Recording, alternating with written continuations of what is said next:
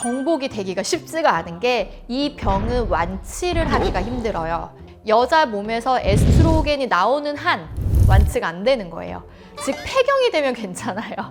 생리 시작부터 폐경까지 누구나 걸릴 수 있고 가장 많이 발견되는 나이는 25살에서 35살이긴 하지만 다 걸릴 수는 있어요. 에스트로겐이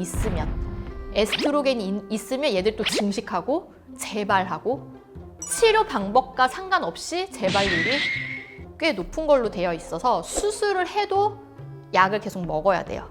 수술을 안 해도 그냥 약을 먹고 임신을 하거나 혹은 폐경을 할 때까지는 계속. 그래서 자궁내막증이 더 잘 걸리시는 분들이 초경을 빨리 했거나 폐경이 늦거나 임신을 별로 안 하신 분들, 그래서 임신 후에 조금 더 좋아지시는 분들도 되게 많아요.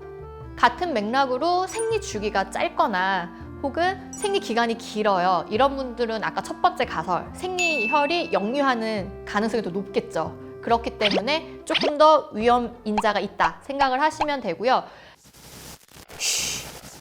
자궁내막증이 재밌는 게 확진은 눈으로 보는 거거든요. 초콜릿 색깔 그런 덩어리들이 막 붙어 있다 그랬잖아요. 그게 사진으로는 안 나와요. 왜냐면 이렇게 표면에 붙어 있는 거, 우리가 여기 점 있는 거 엑스레이 찍는다고 안 나오잖아요. 그것처럼 자궁 벽 표면에 있는 게 잘 나오진 않아서 이런 거는 복강경으로 눈으로 직접 봐야 확진이 되는 경우가 있고요.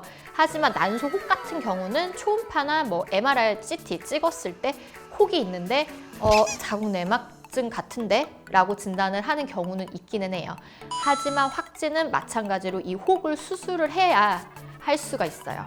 확진은 안 하지만 우리가 의심은 하죠. 의증은 해. 이분은 증상이나 여러 가지 내진 결과 자궁내막증 같다. 이렇게 의심이 되는 경우에는 약물 치료를 1차적으로 하는 경우도 있고요. 이런 경우는 근데 보험이 안 돼요. 확진이 아니니까. 되게 안타까워요. 수술을 해서 확진이 된 사람만 이 약물 치료 같은 게 보험이 돼요, 우리나라는. 수술 후 복강경으로 눈에 보이는 거 다 뜯어내는 거예요.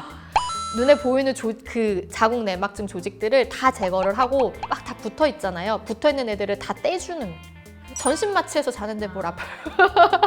하고 나서 그냥 그 수술한 통증이 조금 있는 거죠. 예.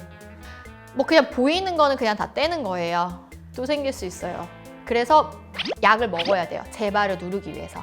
약을 먹고 빨리 임신을 하든가 그렇게 하는 것이 방법이고, 그렇지 않으면은 다시 생겨서 또 수술을 해야 하는 경우도 있을 수가 있어요. 오늘 의사 언니 한마디. 자궁내막증은 완치가 되지 않는 질환이에요. 병원 쇼핑 다니지 마세요. 입니다.